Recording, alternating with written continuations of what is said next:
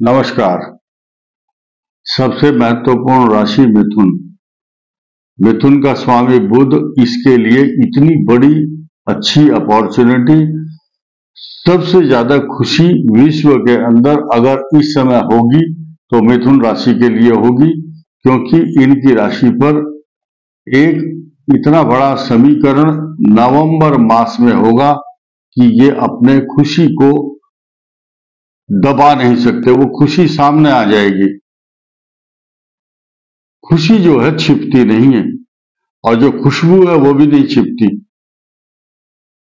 तो ये छुपाए ना छुपे, खुशियां नहीं छुप पाएंगी, क्योंकि आपके एकादश भाव में राहु से अलग हुआ बृहस्पति स्वतंत्र रूप से आपकी कुंडली में लाभ भाव में है, और उसकी दृष्टि आपके सप्तम भाव में होगी इसी वर्ष। और मई से पहले, 2024 से पहले विवाह का योग बन रहा है। नौकरी, व्यापार, प्रतिष्ठा और भाग्य आपका इतना बड़ा साथ देगा कि मैं बता नहीं सकता। विदेश यात्राएं या विदेश से आगमन, आवागमन, आना और जाना, दोनों तरफ संभावना है, क्योंकि राहु केतु नौकरी में बदलाव चाहते हैं, व्यापार में बदलाव, ट्रांसफर तथा देश विदेश की यात्राएं कराने के लिए बाध्य होते हैं या जाने जाते हैं। इसी के साथ साथ आप देखेंगे मिथुन राशि के भाग्य स्थान को प्रबल करने के लिए शनि भाग्य स्थान में है।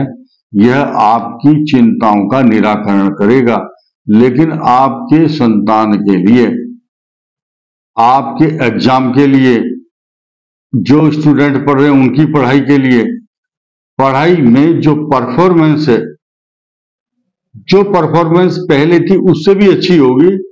लेकिन आपको आलसी नहीं बनना है, आपको तरक्की करनी है, तो आपको कम से कम, अगर 100% नंबर लाने हैं तो कम से कम 80% आप परिश्रम कीजिए, तो तब 100% नंबर आएंगे।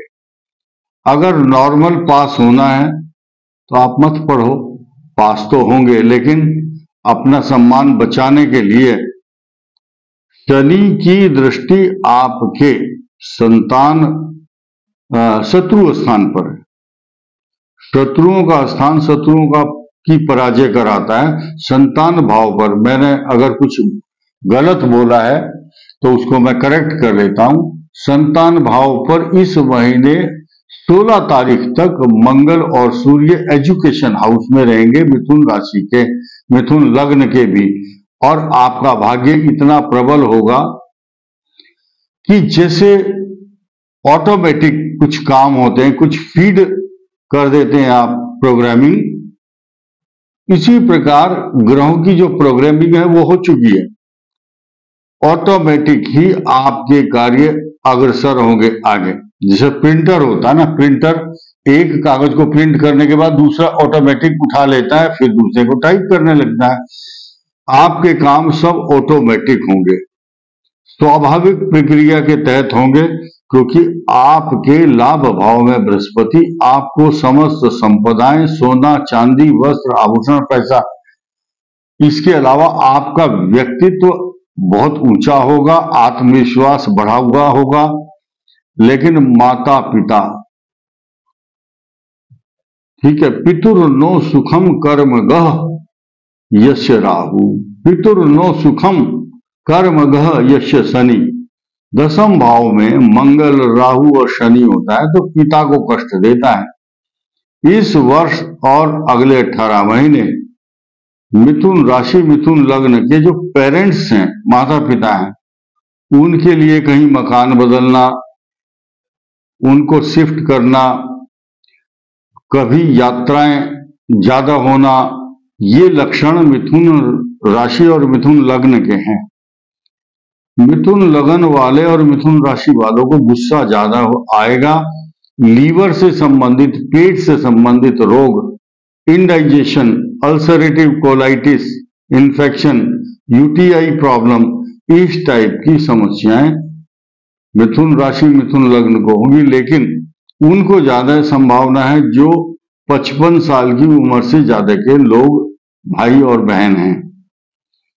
मिथुन राशि के लिए जितनी प्रशंसा की जाए, जितनी इनकी तरक्की के बारे में कहा जाए उतना कम है, क्योंकि ग्रह ऐसे ही हैं, आपके ही ग्रह हैं, आपको ऊंचा उठा रहे हैं। मेरा काम है सिर्फ उनका विश्लेषण करना, ताकि आपको उसके प्रति एक महत्व को पता चले, ग्रह के महत्व को आप समझ पाएं और उसी के अनुसार अपनी प्लानिंग करें।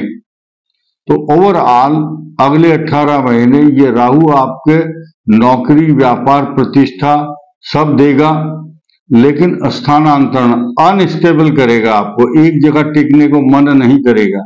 भाग्य हमेशा साथ देगा। धन संभालने के लिए आपको नौकर रखना पड़ेगा।